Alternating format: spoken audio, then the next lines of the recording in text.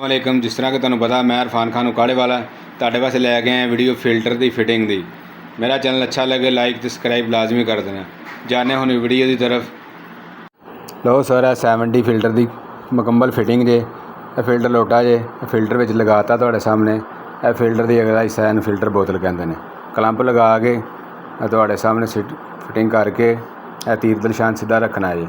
उपरों चार मूँह के पेच करना, कलंप सीधा करके टाइट कर देना है। चार मूँह के पेच करना टाइट हो रहा है। हाँ जी, मुकम्मल टाइट कर देना। टाइट करके यह चीज़ का निशान रखना वा। टाइट करके बोतल का अगला हिस्सा फ्रेम के अंदर करना है। आस्ता आस्ता हिलाना जे, पिछों फोल्ड कर लेना, थोड़ा जिहा फोल्ड करके हल्का जिहा हिलाना जे, फिल्टर फिट हो जाएगा। देखो तुहाडे सामने हिला के जी कारपेट की जगह लगती है फिल्टर लोटे वाली, यह बाहर निकल गई। बाहर निकल थोड़ा जिहा हिलाना हल्का जिहा। अगर ठीक हिल रहा समझ इस तरह सही हिल रहा समझो फिटिंग हो फिटिंग जे।